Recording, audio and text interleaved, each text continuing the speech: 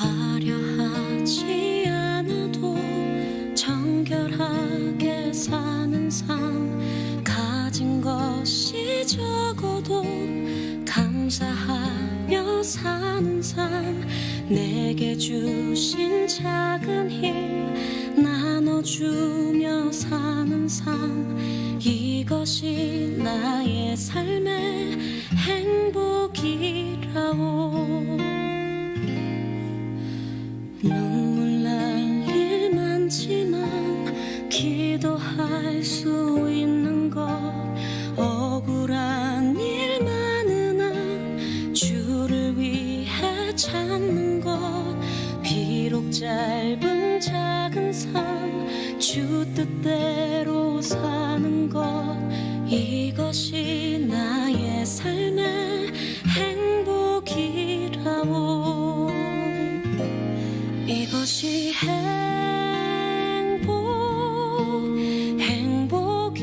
행복이라고. 세상은 알 수 없는 하나님 선물, 이것이 행복이라고.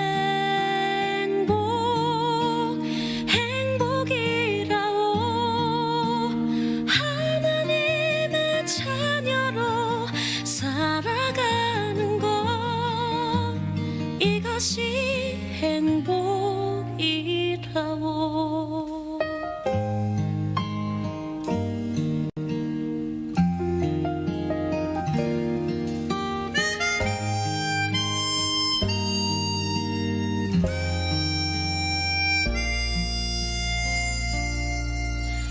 눈물 날 일 많지만 기도할 수 있는 것, 억울한 일 많으나 주를 위해 참는 것, 비록 짧은 작은 삶 주 뜻대로 사는 것, 이것이 나의 삶의 행복이라오. 이것이 행복이라오. 세상은 알 수 없는 하나님 선물, 이것이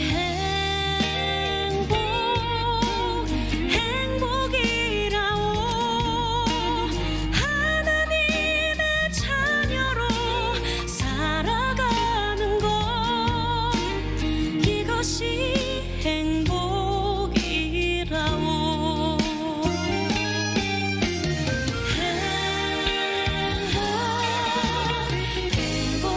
행복이라오.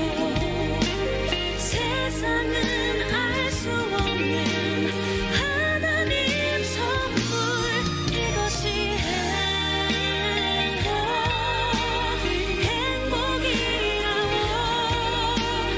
하나님의 자녀로 살아가는 것, 이것이 행복이라오.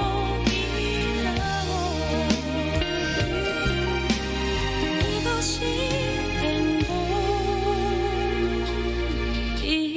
행복이라오.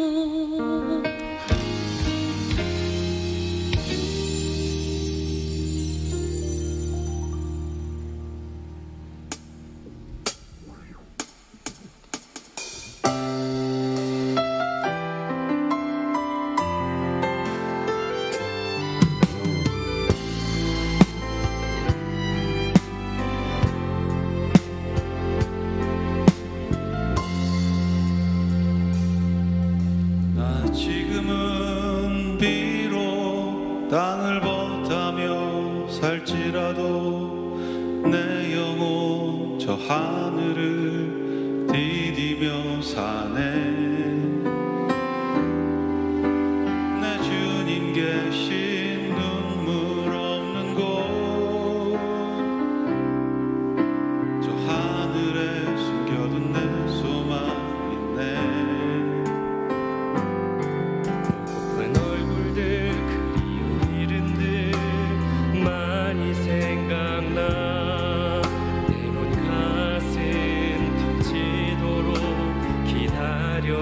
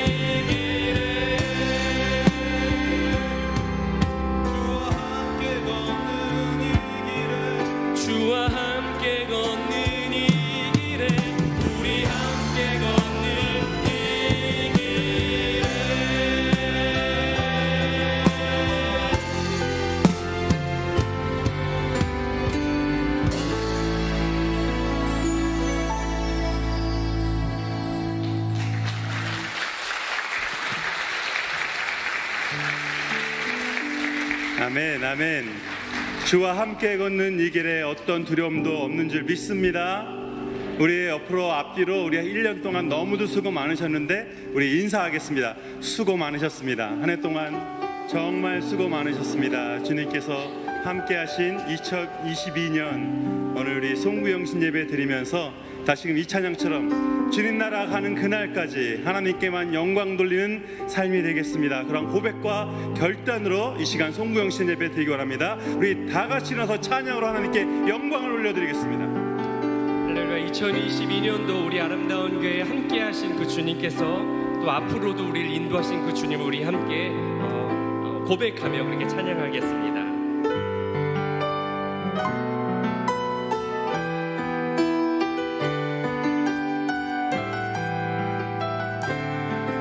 우리 함께 고백합니다. 지금까지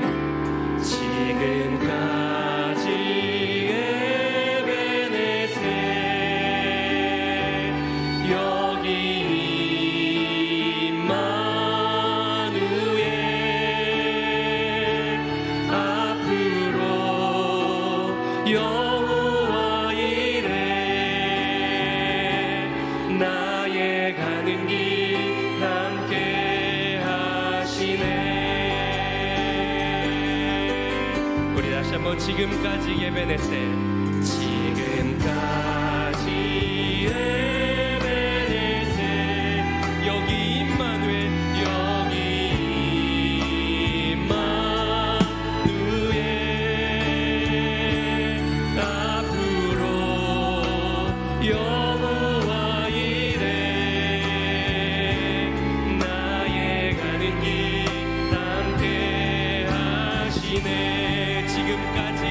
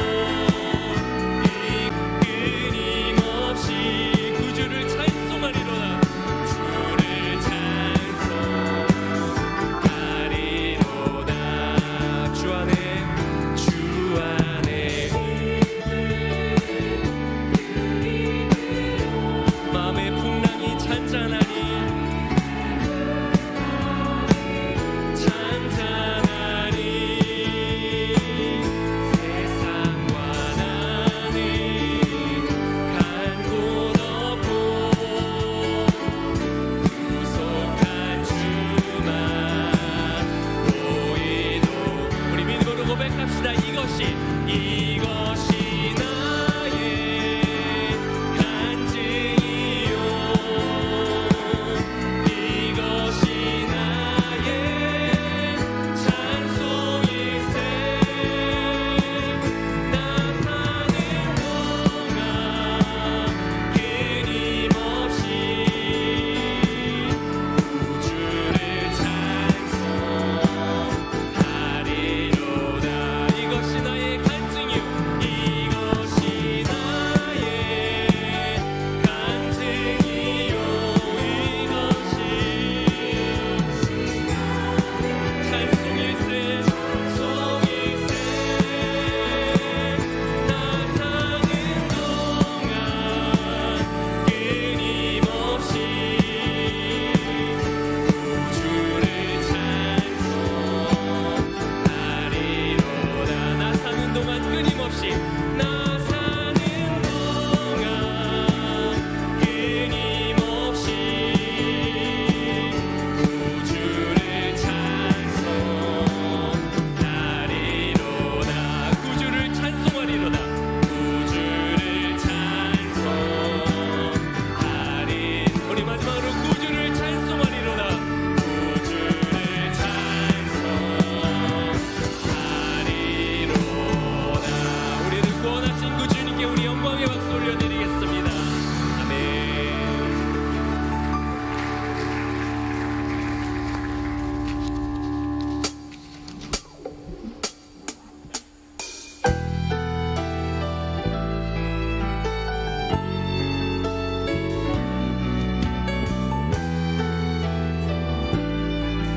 우리 함께 고백합니다. 내가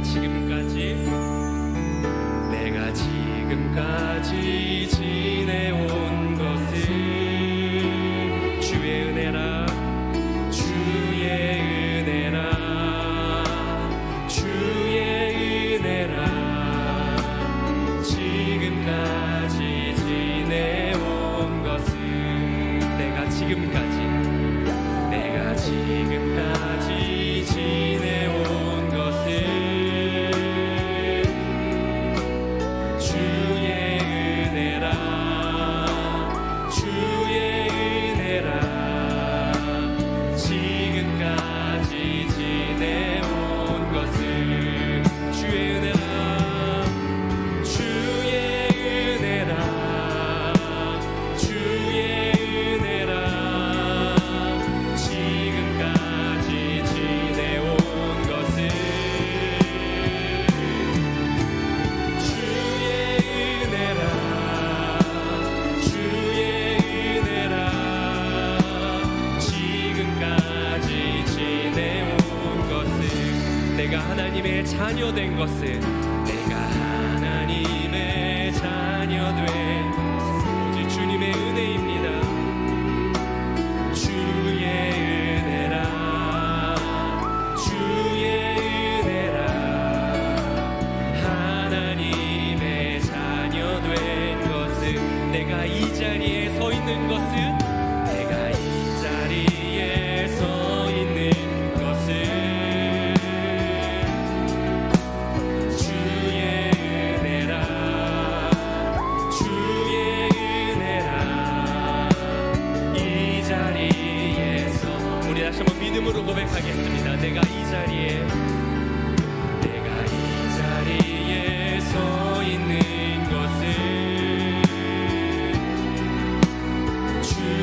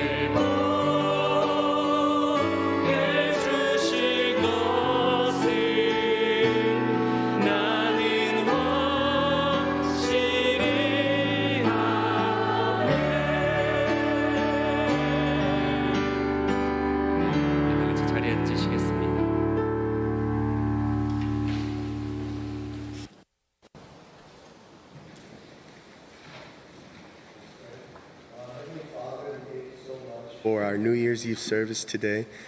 Lord, we just first glorify your name and thank you for your faithfulness this past year. Lord, as we're about to start a new year, we just want to surrender our first fruits, the first day and this first service to you. Holy Spirit, we just invite you into 2023. Lord, would you just continue to just work in our hearts to continue to love you more, Lord, not only in words, but in our lives and in our actions and our deeds. And Father, we just give you all the glory, and we just pray that more than your hands and your feet, may you continue to shine your face upon our hearts, and may our church continue to simply know you more and make you known in and through our lives. Holy Spirit, we just worship you and we love you, Lord Jesus, and we thank you for this year, and we surrender 2023 to you. We love you, God, and in Jesus' name we ask and pray.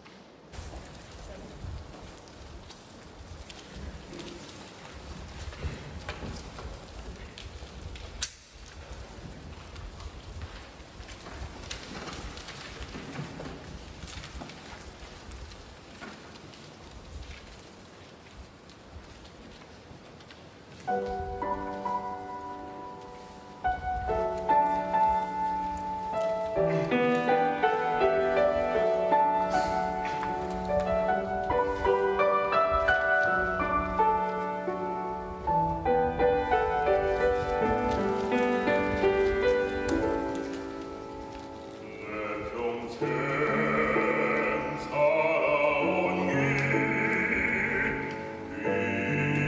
뒤돌아보니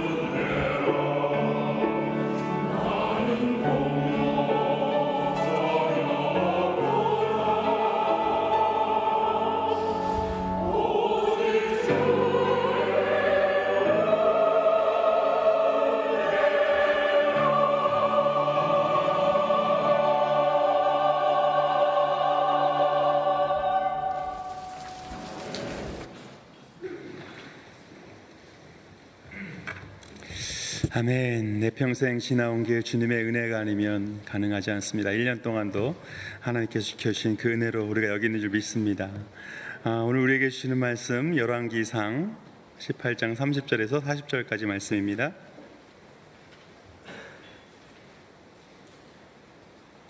열왕기상 18장 30절에서 40절까지 말씀 제가 봉독해 드리겠습니다.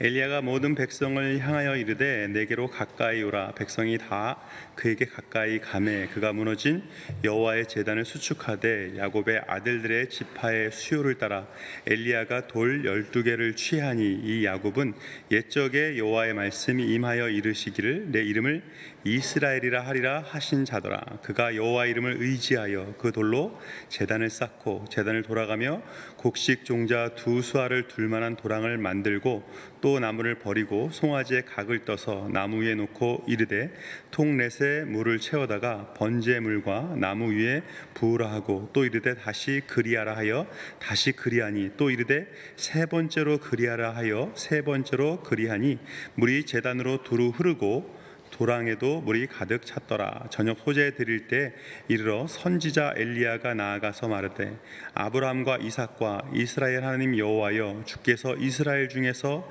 하나님이신 것과 내가 주의 종인 것과 내가 주의 말씀대로 이 모든 일을 행하는 것을 오늘 알게 하옵소서. 여호와여 내게 응답하소서. 내게 응답하옵소서. 이 백성에게 주 여호와는 하나님이신 것과 주는 그들의 마음을 되돌이키심을 알게 하옵소서 하매 이에 여호와의 불이 내려서 번제물과 나무와 돌과 흙을 태우고 또 도랑에 물을 핥은지라. 모든 백성이 보고 엎드려 말하되 여호와 그는 하나님이시로다. 여호와 그는 하나님이시로다 하니 엘리야가 그들에게 이르되 바알의 선지자를 잡되 그들 중 하나도 도망하지 못하게 하라 하매 곧 잡은지라. 엘리야가 그들을 기손 시내로 내려다가 거기서 죽이니라. 아멘. 여러분 큰 산에 불이 나는 많은 사건들이 간혹 이제 한국에서도 미국에서도 이렇게 나는데 그렇게 큰 불이 산불이 나고 화재가 나는데 어마어마한 폭탄이나 큰 불이 필요한 게 아니에요. 이 조그만 성냥불 하나에도 큰 산이 다 불타버리고 말죠. 불을 붙이는 건요 좋은 쪽으로든 나쁜 쪽으로든 한 사람의 능력이면 충분합니다. 대단한 능력이 있어야 되는 것도 아니고 자격이 필요한 것도 아닙니다. 노력이 필요한 것도 아니에요.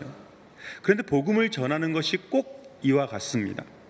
전하기만 하면 복음의 불을 들고 전하기만 하면 되는데 전하는 그 한 사람이 없어서 그 복음을 듣지 못하는 많은 사람들이 있다는 사실입니다. 한 사람이면 돼? 그럼 누구라도 하면 되겠네 하고 자기는 빠지고 구경만 하는 사람도 있겠고 한 사람이면 돼? 그럼 내가 그 한 사람이 되야겠다. 작은 불꽃 하나가 산을 태운다는데 내가 그 복음의 불을 들고 나아가야겠다. 그래서 내가 그 영광의 자리에 서리라 그렇게 참여할 수도 있습니다.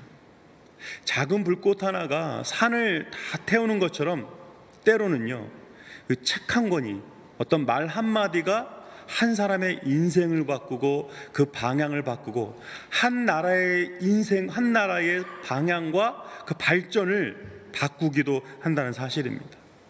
1445년에 구텐베르크가 금속 활자를 만들었지만 실제로 그 혜택을 가장 크게 본 사람은요 1517년에 종교개혁을 일으킨 마르틴 루터입니다.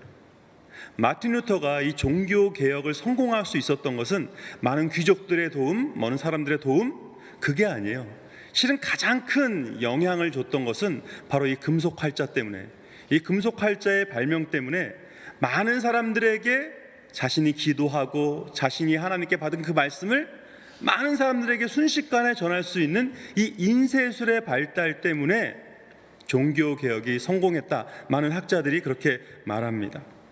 그러다 보니까 많은 사람들에게 책을 쉽게 나눌 수 있다 보니까 많은 사람들이 그 종교개혁에 동참할 수 있게 된 거예요.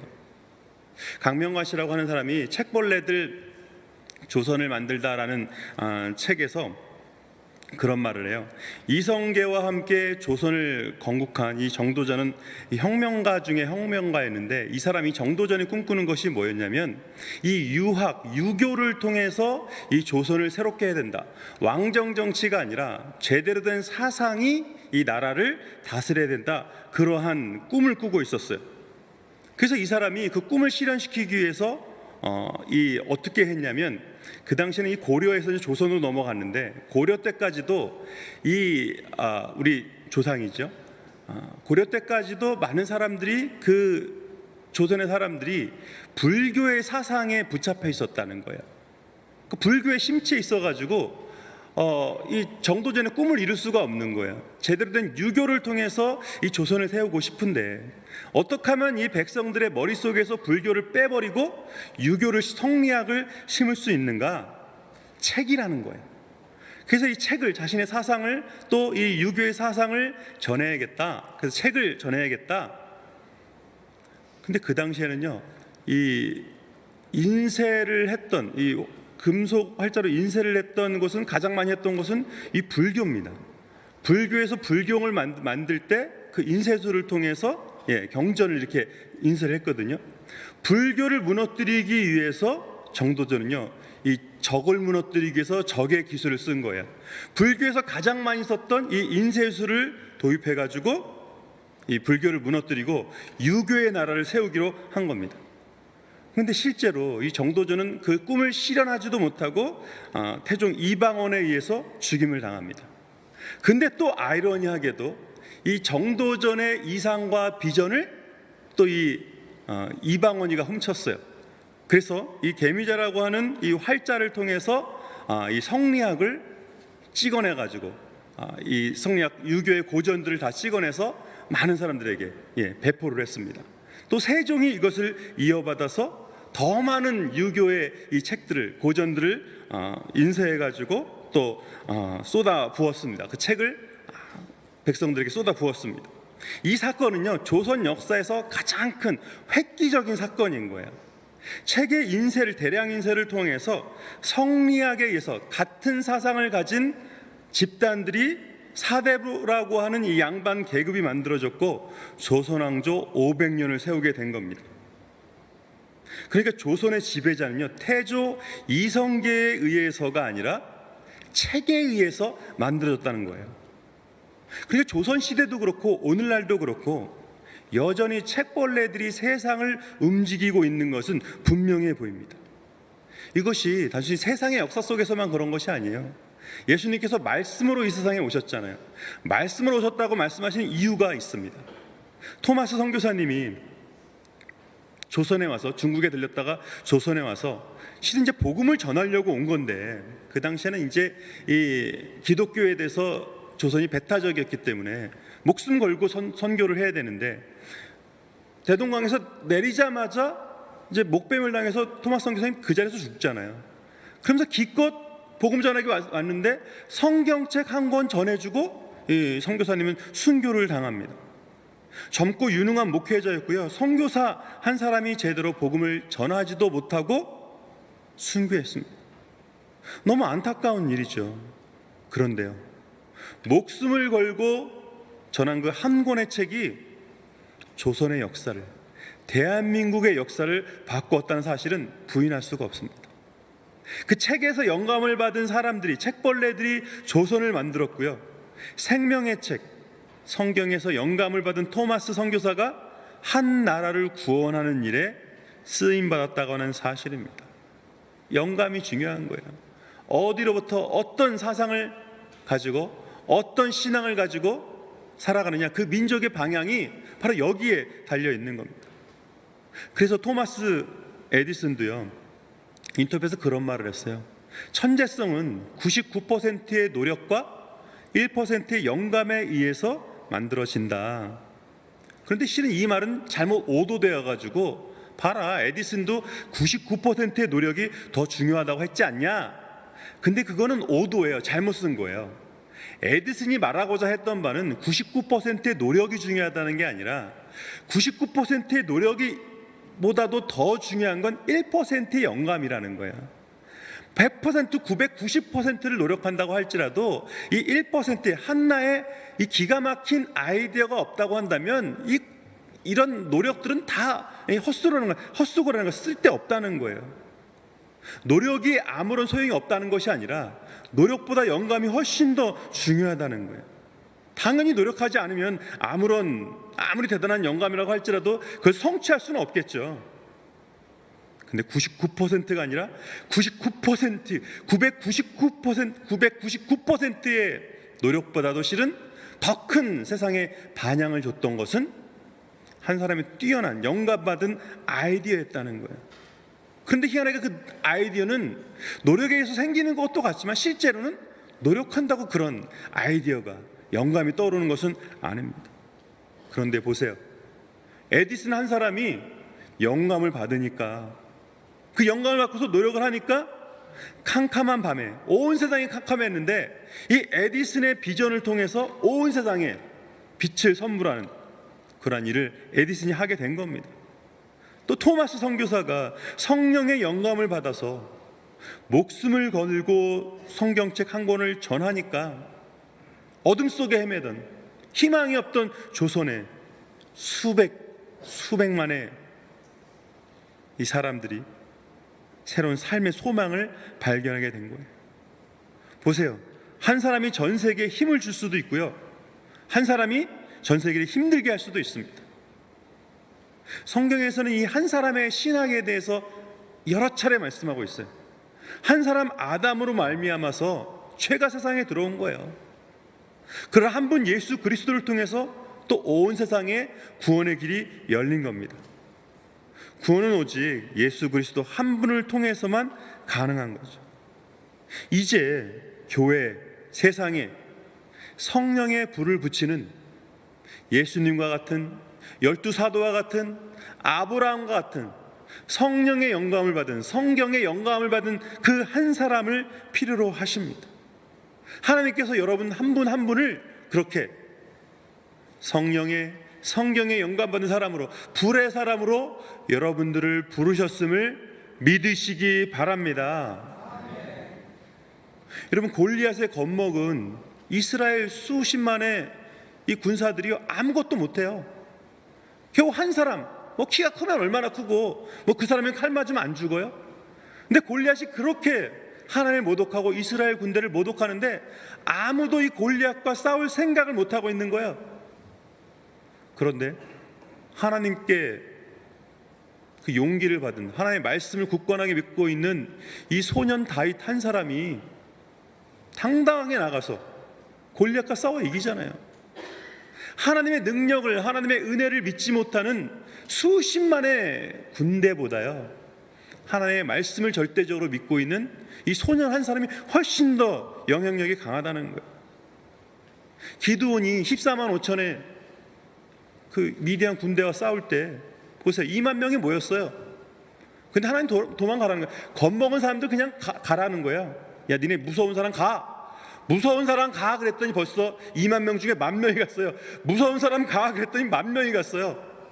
이 1만 명 중에서도 이제 물을 마시는데 주변을 경계하면서 개처럼 핥아먹는 사람들만 따로 세우라는 거야. 그때 이따 300명 남았어요. 하나님께서 기드온에게 이 300명이면 충분하다는 거예요. 겁먹은 2만 명보다요, 하나님의 말씀과 하나님의 능력을 믿는 300명이 훨씬 더 강하다는 거예요. 하나님께서는 그 300명을 더 귀하게 쓰실 수 있다는 거예요. 기도하는 용사 300명이 기도하지 않은 14만 5천 명을 이깁니다. 기도하는 사람, 기도하는 그 한 사람, 하나님의 말씀에 순종하는 그 한 사람이 기도하지 않는 한 나라보다 강합니다. 여러분 알고 계시죠? 그 영국 국왕이 이 스코틀랜드를 그냥 완전히 점령하고 잡아먹기 위해서 얼마나 스코틀랜드를 위협했는데, 그때 존 낙스가 스코틀랜드의 이 목회자였거든요. 기도의 용사의 불의 사람이에요. 근데 이 한 사람 때문에 영국 국왕이 스코틀랜드를 침범하지 못했다는 거예요. 난 스코틀랜드가 무섭지 않다. 기도하는 저 존 낙스가 무섭다고. 기도하는 사람 그 한 사람이 한 나라보다 무섭다는 거예요. 엘리야가 꼭 그런 사람입니다. 불꽃 같은 삶을 살았죠. 불의 사람이에요. 말씀에 붙잡힌 불의 사람인 겁니다. 죽음을 맛보지 않고 승천하면서도 불병거를 타고 승천하잖아요. 완벽한 불의 사람인 거죠. 오늘 말씀 자세히 보세요. 12개의 돌을 세우고 이스라엘 12지파를 따라서 이스라엘을 기념하면서 그 제단을 다시 쌓잖아요. 다시금 예배를 회복하는 그런 사람으로, 불의 사람으로, 예배의 불꽃을 다시금 회복하는 사람으로 엘리야를 쓰시고 계신 겁니다. 꺼져가는 이스라엘의 그 예배의 불꽃을 엘리야를 통해서 세우시는 거예요. 이 불의 사람 한 사람이 지금 850명의 바알과 아세라 선지자를 상대해서 이겼습니다. 한 나라를 다스리고 있는 포악한 왕 아합왕을 상대해서 이겼습니다. 하나님의 말씀에 순종하는 이 엘리야 한 사람이 한 나라를 감당하는 거예요. 불순종하는 수천만 명도 얼마든지 이기게 하시는 겁니다. 이 사람이 엘리야가 대단해서가 아니에요. 엘리야에게 불이 있기 때문입니다. 성령의 불이 있기 때문이에요. 말씀의 불이 있기 때문에 그렇습니다. 성령의 불에 붙잡힌 이 사람을 아무도 어떻게 할 수가 없는 거예요. 엘리야가 아합과 850명의 우상 숭배자들에게 제안을 하잖아요. 우리 같이 이 장작을 버려놓고 그의 재물을 올려놓고 하늘에서 불을 내리게 하는 신이 진짜 신이 아니겠냐. 그러니까 자기네들도 맞다. 불을 내리는 신이 진짜다. 만약에 이 바알 아세라 선지자들이 쌓은 그 장작 위에 그 재물에 불이 내리면 바알과 아세라가 참신이고 엘리야가 쌓은 이 제단에 불이 내리면 하나님이 참신이다. 맞다. 이 바알 선지자, 아세라 선지자들이 뭐 기도를 하고 막 소리를 지르고 뭐 칼로 몸을 긁고 그래도 아무런 일도 일어나지 않는 거야. 그러니까 엘리야가 자기가 버려놓은 이 제단에다가 통 4통에다가 3통이 아니라 4통에 거기다 물을 가득해서 3번 부으라는 거예요. 그러니까 12통의 물을 이 재물의 장작에 부은 거예요. 물을 12통. 그 도랑에도 물이 가득 찼다고. 그러니까 여기에 불이 붙는 거는 불가능한 거예요. 불이 붙을 가능성이 없는 거예요. 이 물에 흠뻑 젖은 지금 이 제단이 꼭 이스라엘의 영적 상태와 같다는 겁니다. 젖은 줄 몰라요. 망해가는 줄 몰라요. 하나님께서 소멸하는 불이심을 모르는 거예요. 교회에서도요, 이 세상에서도요, 이 찬물을 끼얹는 그런 사람들이 있고 불을 붙이는 사람이 있는 겁니다. 찬물을 끼얹는 사람이 될 수도 있고 불을 붙이는 사람이 될 수도 있는 겁니다. 아브라함이 갈대아우를 떠났잖아요. 하나님의 부르심에 불이 된 거죠. 한 사람 아브람, 한 가정의 아버지 아브람이 아니라 아브라함의 비전을 받게 된 거예요. 하나의 불꽃으로 타오르는 인생이 되겠다고 한 거죠. 이 우물한 개구리에서 벗어나게 된 겁니다. 하나님 주시는 은혜에 만족하면서 감사하면서 사는 거하고 자기 혼자 그냥 우물 안에서 자기 기만에 빠져 사는 것은 다른 거예요. 그런데 이 아브람이 하나님의 부르심에 깨어났을 때 아브라함 열방을 깨우는 불이 됐다는 겁니다. 보세요. 불이 되는 한 사람만 있어도 아브람이 아브라함만 돼도 한 백성이 한 나라가 살아난다는 거예요. 하나의 백성으로 충만해진다는 거예요. 엘리야가 불을 구했을 때 그 불이 하늘에서 내려가지고요, 그냥 불이 임한 게 아니라 거기 도랑에 물들을 다 핥았다고, 재물 위에 물들을 다 태워버렸다고. 불이 물을 태워버린 거예요. 그리고 재물을 불태워버린 거죠. 하나님만이 예배 받으시기 합당한 분이심을 보여주신 거예요. 하나님만이 하나님이신 것을. 꺼져가는 이스라엘의 예배에 불을 붙이신 거예요. 이 사건이 신약에서 그대로 반복되는데, 그게 마가의 다락방에서, 사도행전 2장 4장에 마가의 다락방에서 기도했을 때 성령의 불이 임한 그 사건과 똑같은 사건인 겁니다. 마가의 다락방에서는요, 전심으로 모여서 백신문도가 기도했을 때 불의 혀 같은 성령이 임했다고. 근데 불의 혀 같은 성령이 임했는데 한 사람 한 사람의 머리에 그 불꽃이 다 있는 게 보였다는 거예요. 성령이 임하니까 초대교회의 예배가 회복된 거예요. 불을 받으니까. 세상이 냉랭한 이유는요, 하나님의 불을 받지 않았기 때문에 그래요. 하나님의 사랑을 모르기 때문에 그래요. 그럼 왜 사람들이 하나님의 사랑을 모르는가? 불을 든 사람이 없기 때문에 그렇죠. 불을 붙이는 사람이 없기 때문에 그렇죠. 교회가 차가워요? 누구 때문이? 아니에요. 불이 없기 때문에 그래요. 성령이 불타는 교회, 예배에 뜨거움이 있다면 교회가 차가울 리가 없습니다. 그런데 우리가 여기서 잊지 말아야 하는 교훈이 있어요. 엘리야가 그렇게 불의 사람인데 그 불이 계속 지속되는가 하는 거예요. 불의 사자 엘리야의 담대함과 열정이 변치 않는가? 그렇지 않다는 겁니다. 만약에 엘리야가 이 사건으로 그냥 그대로 끝났다면 참 해피엔딩이 좋겠는데, 마가의 다락방에 성령이 임한 것으로 사도행전이 마무리된다면 참 이게 해피엔딩일 것 같은데 실상은 그렇지 않습니다.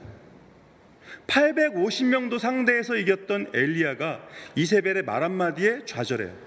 내가 오늘 너를 죽여버릴 거야. 엘리야의 머리가 오늘 남아있으면 신이 내게 벌 위에 벌을 내리기 원한다. 그 말 한마디 했을 뿐인데 엘리야가 좌절합니다. 그러니까 성령의 사람도요, 불의 사람도 지친다는 거예요. 여러분, 선한 일 한다고 안 지치는 거 아니에요. 좋은 일 한다고 안 지치는 거 아니에요. 똑같이 다 좋아하는 일 해도 지치고 어렵고 힘듭니다. 그렇지만 다시 또 오해하지 말아야 되는 건, 현상만 보면 이 엘리야가 이세벨의 말 한마디에 넘어진 것 같지만 실은 보세요. 한 사람이 850명을, 한 사람이 이제 한 나라를, 한 사람이 지금 한 나라의 왕을 상대해서 지금 이 일을 벌이고 있어요. 엘리야가 그 에너지가 어떻겠어요? 완전히 소진된 거죠. 99% 에너지가 소진되니까 한마디 말에도 넘어질 만큼 지쳐 있었던 거예요. 그러니까 이세벨의 말 한마디 같지만 실은 지금 엘리야가 평상시 같았으면 그런 말 한마디에 넘어질 사람이 아닌데, 자기의 모든 에너지를 다 쏟아부었기 때문에, 지칠 대로 지쳤기 때문에 그 말 한마디에도 넘어지는 거예요. 모세도 마찬가지죠. 여러분, 모세가 그 온유함이 지면에 승했다고 하는 그 평가는요, 사람들의 평가가 아니라 하나님께서 내리신 평가예요. 온유함이 지면에 승한 이 모세가, 보세요, 미디안 광야에서 40년 훈련 받았어요. 그리고 또 이스라엘을 이끌고 40년 동안 훈련 받았어요. 그런데도 갑자기 백성들이 물이 없다는 그 말 한마디에 내가 하나님이냐? 왜 나한테 물 달라고 그래? 그래서 반석을 쳤잖아요. 분노했어요.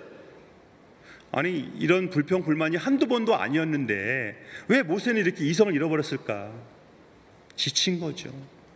지금 이 광야 40년을 인도하는데 그냥 아침마다 저녁마다 이 해대는 불평에 모세도 에너지가 99% 다 소진된 거예요. 그 한마디 말에 이제 무너진 거죠. 이렇게 힘들 때, 모세가, 엘리야가 힘들 때 누군가 한 사람이 와가지고 힘드시죠? 너무 수고 많으셨어요. 한 해 동안 고생 많으셨습니다. 감사합니다. 그렇게 위로했다면 엘리야도 모세도 아마 새 힘을 얻었을 겁니다. 사람들이요, 힘들어서 망하는 거 아니래요. 위로받지 못해서 망하는 거래요. 그러니까 우리 알아야 돼요. 우리가 어려움 당할 때, 힘들 때, 무슨 공격을 받을 때 이게 너무 강력해서 내가 지금 이 힘들고 무너지는 게 아니라, 이 실은 이 공격이 1도 안 되는 공격인데 내가 너무 지쳐 있어서 그런 거야. 잊지 마셔야 돼. 여러분, 그 이야기 아시죠? 그 4.5하고 5하고 있었는데 0.5밖에 차이가 안 나잖아요. 근데 이 5가 이 4.5만 보면 아주 막 기세등등한 거죠. 막 급이 다른 것처럼 막 그냥 막 구는 거죠. 이 4.5가 이들 열등감 속에서 이 살았는데, 저 5가 이 꼴보기 잘난 척하는 게 너무 꼴보기 싫었는데 어느 날 글쎄 이 4.5가 이 5 앞에 당당하게 나타난 거예요. 너무 당당하니까 이 5가 야, 너 뭐 잘못 먹었어? 너 미쳤어? 왜 이렇게 건방지게 내 앞에서 이게 뭐야? 그랬더니 4.5가 뭐라고 그래요? 나 전 뺐어 그러잖아요. 나 전 뺐어. 여러분, 전만 빼도요, 4.5가 전 빼면 어떻게 돼요? 45가 되는 거예요. 전만 빼도 45가 되는 거예요. 그럼 반대로 누가 하는 말 한마디에 위축돼 가지고는 내가 원래 45인데 4.5가 되기도 하는 거예요. 엘리야는 45가 아니라 어마어마한 불의 사람인데 이세벨이 말 한마디, 이세벨이 점 하나 찍었을 뿐인데 45였던 엘리야가 또 4.5가 된 거예요. 위축되면 이렇게 10분의 1도 안 되는 그런 사람으로 또 전락하기도 합니다.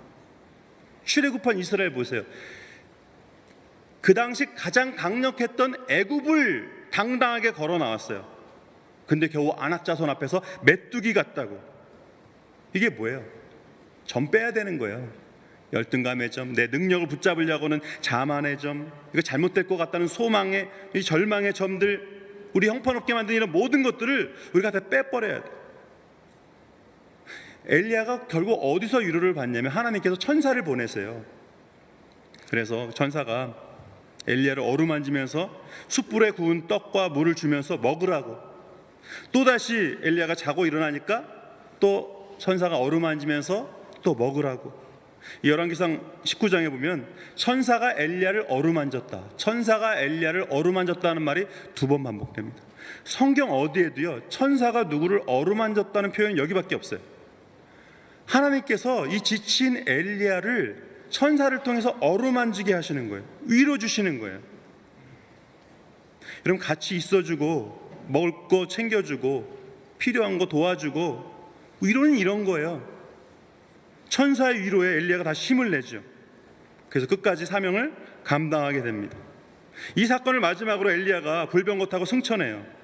근데 이게 끝이 아니에요. 엘리야는 구약의 사람인데 변화산에서 예수님께서 십자가를 앞두고 기도하러 올라가셨을 때, 그때 엘리야가 모세와 함께 나타납니다. 그 십자가를 앞에 두고 있는 예수님을 이 엘리야와 모세가 위로하는 거예요. 우리는 이 변화산에서 모세와 엘리야가 나타났다는 사실에만 주목하는데 사실 그 뒤의 말씀이 더 중요합니다. 베드로가 이것이 환상인가 꿈인가 싶어가지고 엘리야를 위해서, 모세를 위해서, 주님을 위해서 초막을 짓겠다 그랬을 때 하늘에서 소리가 들려요. 이는 내 사랑하는 아들이요 내 기뻐하는 자니 너희는 그의 말을 들으라. 이는 내 사랑하는 아들이요 나의 기뻐하는 자니 너희는 그의 말을 들으라. 이 말은 하나님께서 세례 요한에게, 예수님께서 그 세례 받으셨을 때, 예수님께서 세례 요한에게 세례 받으셨을 때 들렸던 말씀이 반복된 거예요. 이게 무슨 뜻이냐면, 공생애를 시작하셨을 때 하셨던 이 말씀을 변화산에서 십자가를 앞에 두신 예수님께 다시 반복하시는 것은 모세와 엘리야를 통해서, 그리고 이 말씀을 통해서 예수님을 위로하시고 응원하시는 거예요. 모세와 엘리야 위로가 하나의 말씀이 십자가를 감당할 수 있게 하는 디딤돌이 된 겁니다. 라틴어에는 돌이라는 단어가 2가지가 있대요. 단어가 하나는 페트라고 하나는 스칸달룸이라고 한대요. 페트라는 디딤이 되는 돌, 도움이 되는 돌이라는 뜻이고요. 스칸달룸은 스캔들이 여기서 나왔는데 걸림이 되는 돌이래요. 너희는 나를 누구라고 하느냐? 베드로가 주는 그리스도시요 살아계신 하나님의 아들이십니다. 그때 예수님께서 베드로에게요, 너는 베드로라, 내가 이 반석 위에, 페트라, 이 반석 위에 내 교회를 세우리니 음부의 권세가 이기지 못하리라. 베드로를 교회의 반석 페트라라고 말씀하시는 거예요. 베드로는 교회의 디딤이 되는 돌이라고 말씀하셨어요. 근데 또 좀 있다가 내가 이제 십자가를 져야 돼 그랬더니 베드로가 그런 일이 있어서는 안 됩니다. 그랬더니 예수님께서 방금 전에 페트라라고 하셨는데, 사탄아 내 뒤로 물러가라, 너는 나를 넘어지게 하는 자로다, 스칸달룸이로다 라고 말씀하시는 거예요. 예수님의 십자가에 동참하면 디딤돌이 되는 거예요. 교회의 반석이 되는 거예요. 도움이 되는 거예요. 근데 십자가를 막으면 스칸달룸, 걸림돌이 되는 겁니다. 주님은 여러분을 교회의 반석 페트라로 부르셨습니다. 주님을 하나님의 아들로 믿고 십자가에 동참하면 교회의 디딤돌 페트라가 되는 거예요. 그러나 주님을 믿는다고 하면서 십자가에 동참하지 않으면 스칸달룸, 걸림돌이 되는 겁니다. 2022년 송구영신 예배를 드리는 여러분들, 다음 세대의 페트라가 되어 주십시오. 디딤돌이 되어 주십시오. 교회의 페트라가 되어 주십시오. 우리 모든 성도들의, 또 우리 모든 목회자들의 서로서로의 디딤돌이 되어 주십시오. 페트라가 되어 주십시오. 이것이 오늘 여러분과 저에게 주신 하나의 말씀입니다. 우리 좌우로 앞뒤로 인사하겠습니다. 페트라가 됩시다. 페트라가 되어 주십시오. 디딤돌이 되어 주십시오. 자정됐죠? 우리 카운트다운 하겠습니다. 10부터 같이 하겠습니다.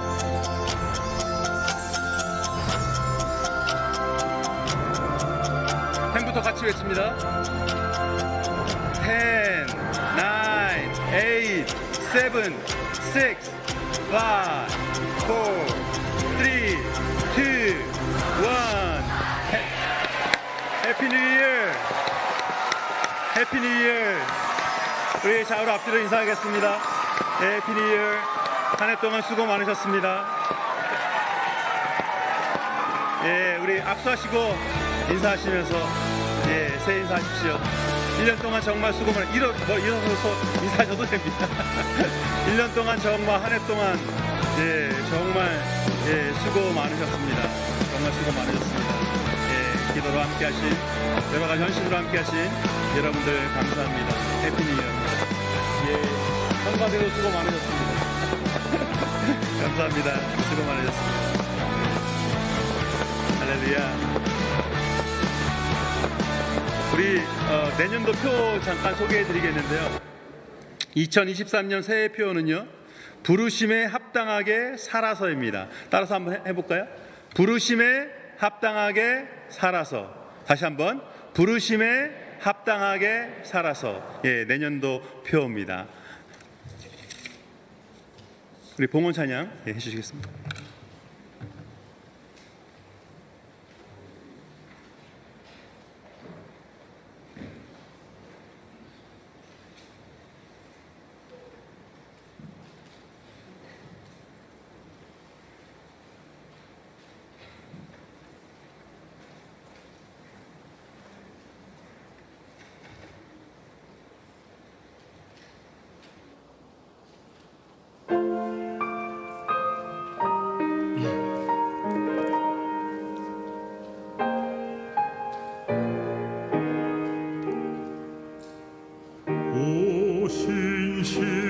신실하신 주 내 아버지요 늘 함께 계시니 두려움 없네. 그 사랑 변찮고 날 지키시며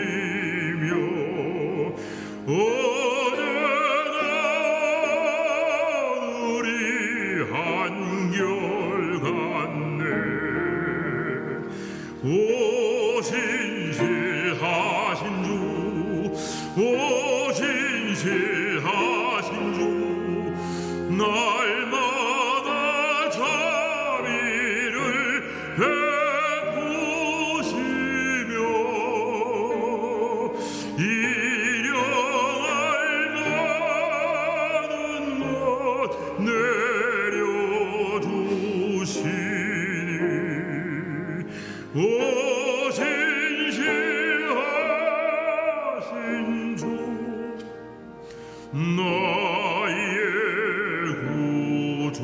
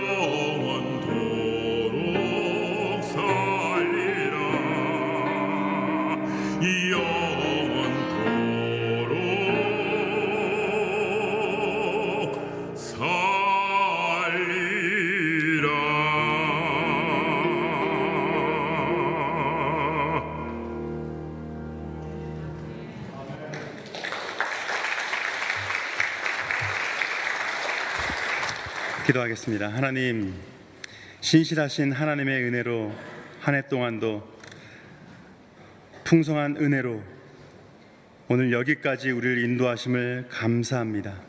지금까지 함께 하신 하나님께서 앞으로도 우리와 함께 하실 것을 믿습니다. 때론 힘들고 어려운 일이 찾아온다고 할지라도 우리의 반석 되시고 영원한 도움의 돌 에베네셀 되시는 하나님 끝까지 믿고 의지하는 가운데 예배와 찬양으로 하나님께만 영광 돌리는 우리의 삶이 되게 하여 주옵소서. 주신 은혜를 감사하며 드리는 예물을 기뻐 받아 주시고 계속해서 채워주시는 하나님의 은혜를 이제 우리가 받아서 누리고 또한 전하는 복된 믿음의 손길들로 살아가게 도와 주옵소서. 주님 예수 그리스도 이름으로 감사하며 기도합니다. 아멘. 우리 찬송가 144장 1절 2절 예수 나를 위하여 찬양하면서 성찬식 준비하겠습니다.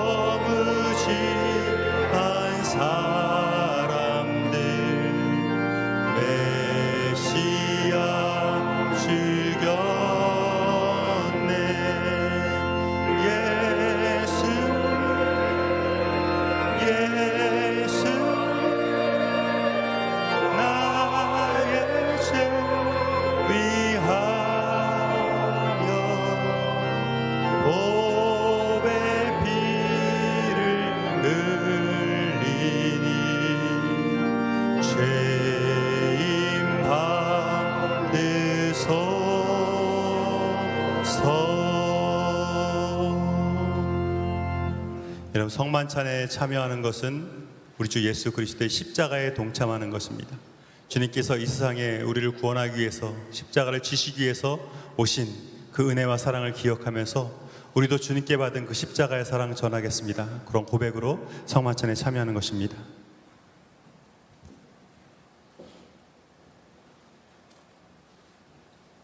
주 예수께서 잡히시던 밤에 떡을 가지고 축사하시면서 특별히 말씀하셨습니다. 이 떡은 너희를 위하는 나의 몸이니 이것을 행하여 나를 기념하라. 이 떡을 우리가 나누면서 주님의 몸에 주님의 은혜 십자가에 동참하겠습니다.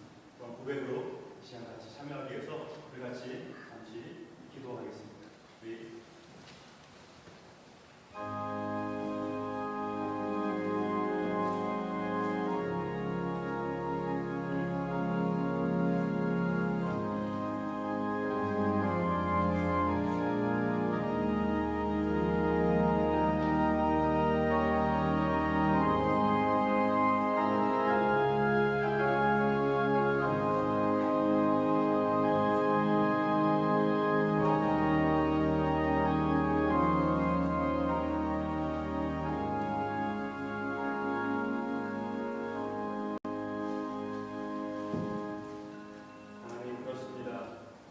오늘 우리가 이 떡을 나누며 우리를 위해서 그 살이 찢기셔서 죽기까지 우리에게 베푸신 그 사랑을 기억하며 이 떡에 참여하게 하여 주옵소서.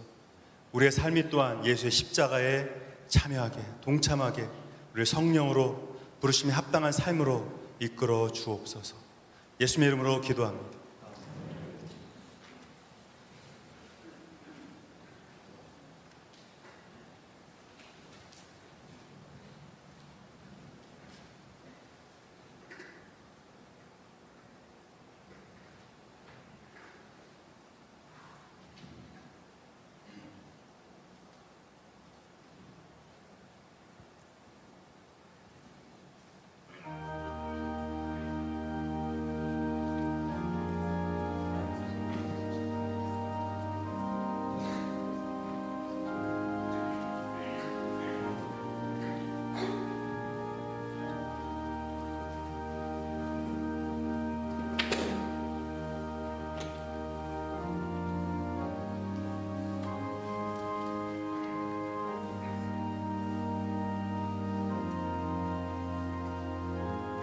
내가 너희에게 전한 것은 주께 받은 것이니 곧 주 예수께서 잡히시던 밤에 떡을 가지사 축사하시고 떼어 이르시되 이것은 너희를 위하는 내 몸이니 이것을 행하여 나를 기념하라 하시고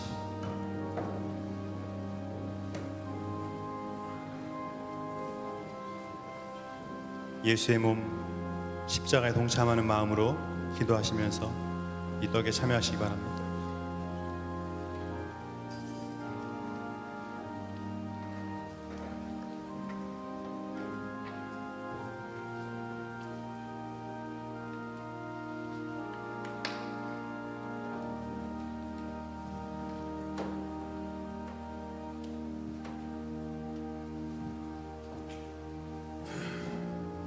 혹시 떡 받지 못하신 분 손을 들어서 말씀해 주십시오.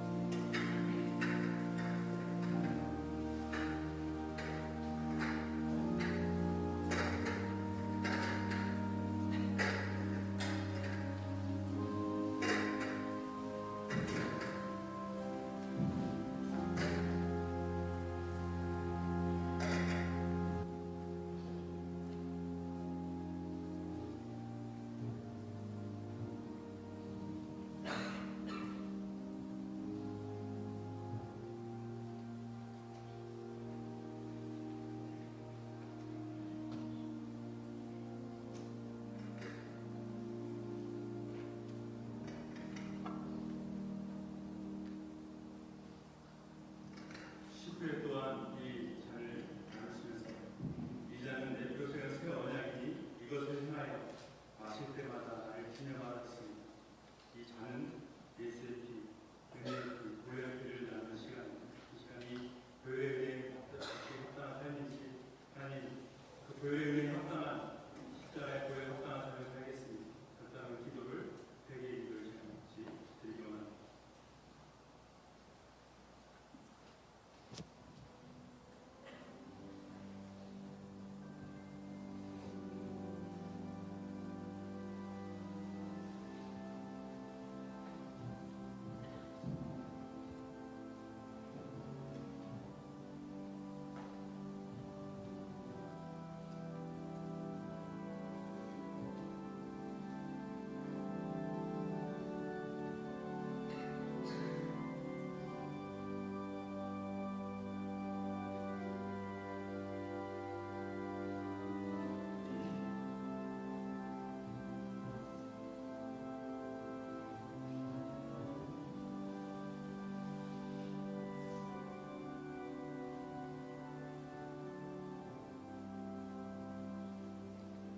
하나님, 예수의 보혈의 피, 언약의 피에 이 시간 참여할 때 우리 육신적인 생각과 정욕에 물든 모든 욕심과 마음들은 물러가게 하시고 예수의 보혈로 우리의 심령을 채워 주시옵소서.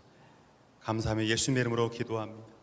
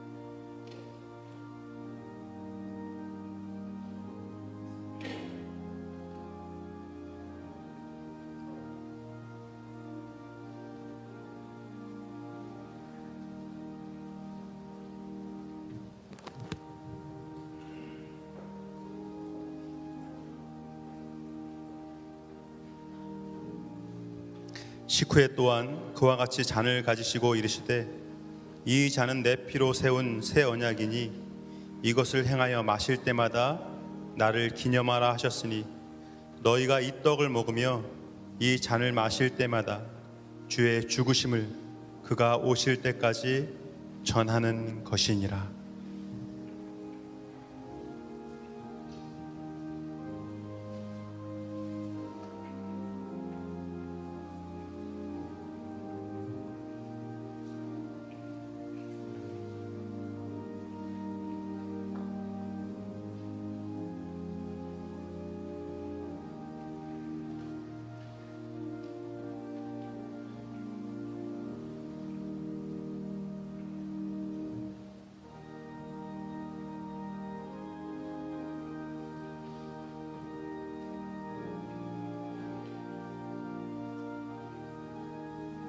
혹시 떡 받으신 분 중에 잔 받지 못하신 분은 손을 들어서 표해 주십시오.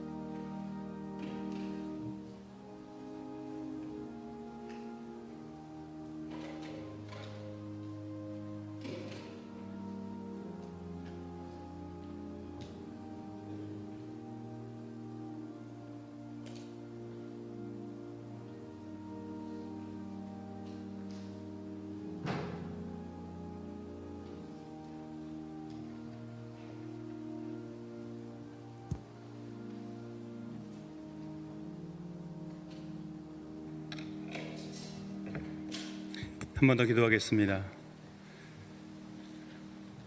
하나님, 2023년 새해가 시작되면서 이 자정에 주님께서 우리를 위해 흘리신 그 보혈과 우리에서 찢기신 그 살에 참여하는 만찬에, 성만찬에 참여하였습니다. 이제 우리가 받은 그 은혜와 사랑을 주님께 전하는, 그래서 부르심에 합당하게 살아가는 믿음의 삶으로 우리를 이끌어 주옵소서. 성령이 오늘도 우리를 이유로 충만하게 하셔서 더욱더 하나님의 은혜 가운데 은혜를 전하며 십자가의 삶으로 살아갈 수 있도록 우리를 주장하여 주옵소서. 주님 예수 그리스도 이름으로 기도합니다. 아멘. 아까 제가 광고를 한 걸로 생각했는데 제가 광고를 안 했나요? 안 했군요. 우리 내일 1월 1일은 신년 감사 주일로 지키게 됩니다. 그래서 우리 계장 목사님께서 말씀 전하시겠고요. 2023년 신년 특별 심야 집회, 그래서 특심, 특별 심야 집회, 그래서 특심으로 우리가 이렇게 말하기로 했는데 2023년 특심이 1월 9일 월요일부터 13일 금요일까지 8시에 본당에서 있는 거 기억하시고 기도로 준비하시기 바랍니다. 이제 우리 다 같이 나서 결단 찬양 주님께 드리도록 하겠습니다.